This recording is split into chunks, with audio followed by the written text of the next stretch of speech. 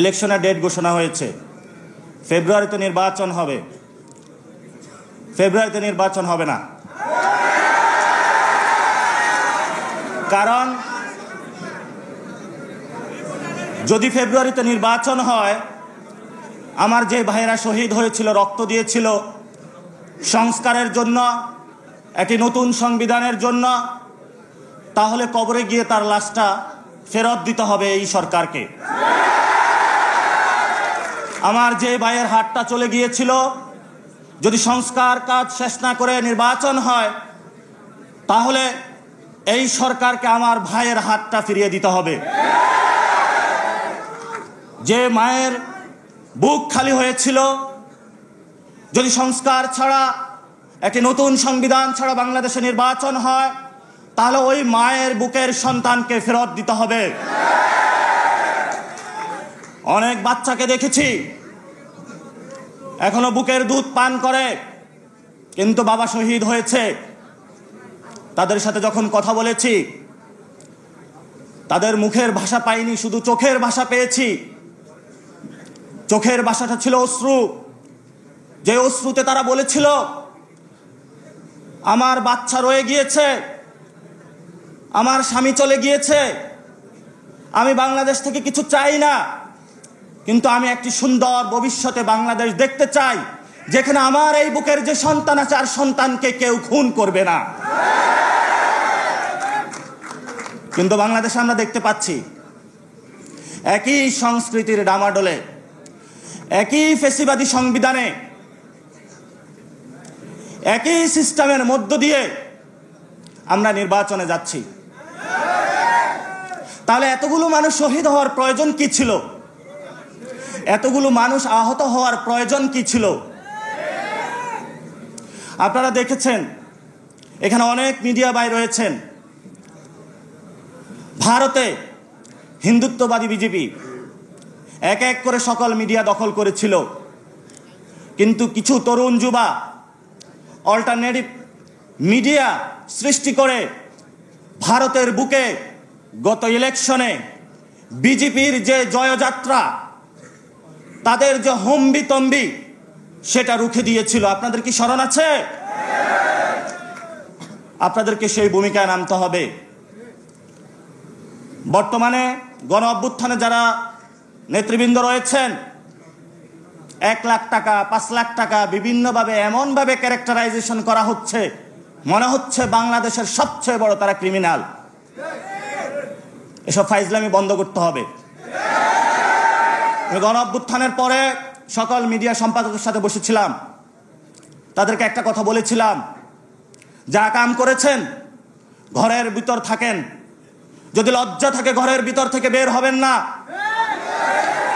কিন্তু যাদের লজ্জা নাই, তারা বারবার বাংলাদেশের মানুষকে ধোঁকা দিয়ে যাচ্ছে। অনেক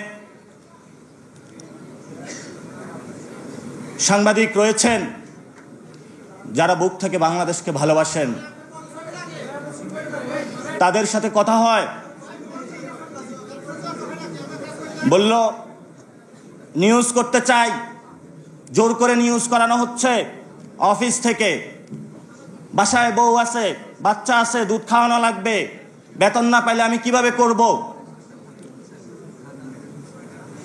এই মানুষগুলো নতুন একটা বন্দিশালায় পড়েছে। এই মিডিয়া মালিক যারা রয়েছে, মিডিয়া যারা সম্পাদক রয়েছে, এই সম্পাদকগুলো এখন দালালি শুরু করেছে। বাংলাদেশে গণমাধ্যম প্রয়োজন, কিন্তু বাংলাদেশে যেটা গণমাধ্যম হওয়ার কথা ছিল, সেটা আগে ছিল হাসিনা মাধ্যম, এখন আবার কি নাম দিব সেটা বললে তার চাকরি থাকবে না।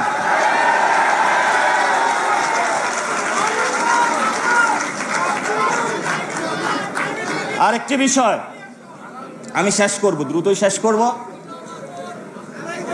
একটা গোয়েন্দা সংস্থা বাংলাদেশে, ডিজিএফআই, আপনার আমার পকেটের টাকায় চলাফেরা করে।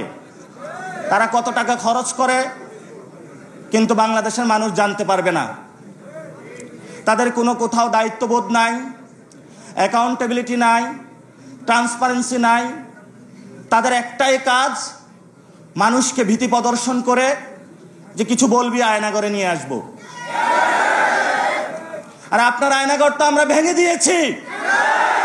সামনে যদি আয়নাগর প্রচেষ্টা করা হয়, আমরা সে আয়নাগর কেন ডিজিএফআই এর হেডকোয়ার্টার ভেঙে দিব।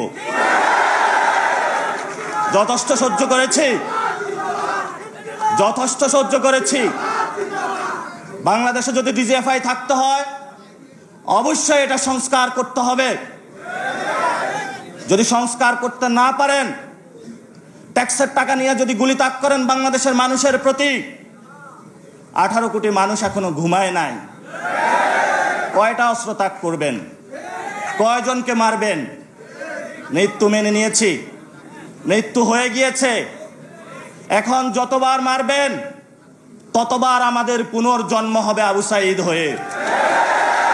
আসুন মারুন। ব্যবসায়ী ভাইরা, যুব ভাইরা, আপনাদেরকে ব্যবসা করতে হবে, নামতে হবে। বাংলাদেশে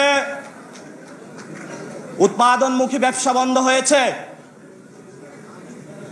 শুধু বিভিন্ন দেশ থেকে কিভাবে এক্সপোর্ট ইম্পোর্ট বিজনেস করে দালালি করবে, এই ধরনের দালাল ব্যবসায়ী শ্রেণী সৃষ্টি হয়েছে। বাংলাদেশে কর্মসংস্থান সৃষ্টি হচ্ছে না। গণ অভ্যুত্থানে যুবকরা নেমেছিল একটি চাকরির জন্য। সে চাকরিটা যদি না হয়, তাহলে আপনার কিসের ইলেকশন? রাজপথে যারা শহীদ হয়েছিল বিচার করতে হবে, যারা আহত হয়েছিল, তাদেরকে যারা খুন করেছিল, অঙ্গহানি করেছিল, শেখ হাসিনাকে ওই দেশ থেকে ধরে আনে বাংলাদেশে বিচারের সম্মুখীন করতে হবে। যদি করতে পারেন তাহলে আপনার মুখে ইলেকশনের ডেট মানায়। জুলাই সনদ হবে, গড়িমাসি চলতেছে, এটাতে যদি সাইন করি তাহলে কোন বিপদে পড়ে যাই? আরে বিপদ না, আপনার সন্তানের জন্য ভালো হবে, আপনার ভবিষ্যৎ বাংলাদেশের জন্য ভালো হবে। কথায় আছে, অনেকেই বলে ব্যক্তির চেয়ে দল বড়, দলের চেয়ে দেশ বড়। এখন আমরা দেখছি দেশের চেয়ে দল বড়, দলের চেয়ে ব্যক্তি বড়। কথাগুলো বলে গেলাম।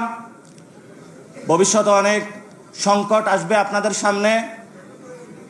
আমাদের নেতা নাহিদ ইসলাম আছেন, আখতার হোসেন আছেন, বাংলাদেশে অন্যান্য রাজনৈতিক নেতৃবৃন্দ রয়েছেন, বাংলাদেশে জাতীয়তাবাদী বিএনপি, জাতীয়তাবাদী যে দলগুলো রয়েছে, শক্তিগুলো রয়েছে,